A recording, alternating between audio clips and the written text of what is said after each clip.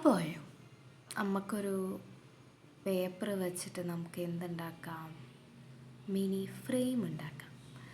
ആദ്യം 4 വശത്തും നമ്മളിങ്ങനെ 1 സെൻറ്റിമീറ്റർ വെച്ച് വരച്ചു കൊടുക്കുക. ലൈൻ ചെയ്ത് വരച്ചു കൊടുക്കുക.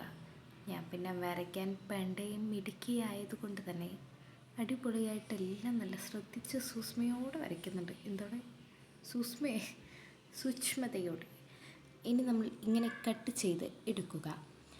അതിനുശേഷം കുറച്ച് എന്തത് പാചകമാണോ? പാചകമല്ല, വാചകത്തിലൂടെയാണ് നമ്മളിന്ന് പാചകം നടത്താൻ പോകുന്നത്.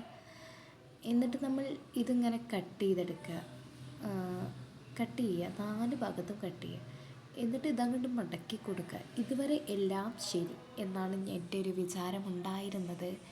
ഇപ്പോൾ ഫ്രെയിം റെഡിയാവും പറഞ്ഞ് ഞാൻ തന്നെ ഒരു 100 വട്ടായി അത് മടക്കണു, തുറക്കണു, പോരണു.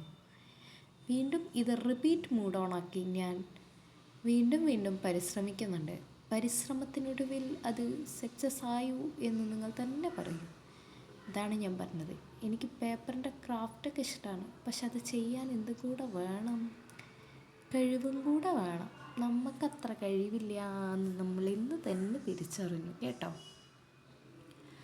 മടക്കി മറ്റേ ഒരു സിനിമയിലുള്ള പോലെ അവിടെ മടക്കുമ്പോൾ ഇവിടെ തീരും, ഇവിടെ മടക്കുമ്പോൾ അവിടെ തീരും പറഞ്ഞ പോലെ ആയിരുന്നു അതിൻ്റെ അവസ്ഥ. അവസാനം ഇങ്ങനെ ഞാൻ പല വഴികൾ ശ്രമിച്ചു. പക്ഷേ എൻ്റെ മാത്രം എന്തുകൊണ്ട് ശരിയായില്ല?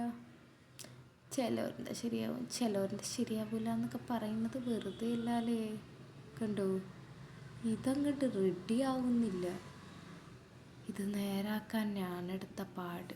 ഇതിന് നല്ലത് ഞാനൊരു ഫ്രെയിം മേടിക്കുന്നതായിരുന്നു അല്ലേ. അപ്പോൾ ഓക്കെ, ഇഷ്ടപ്പെട്ടാൽ ലൈക്ക്, കമൻറ്റ്, സബ്സ്ക്രൈബ്.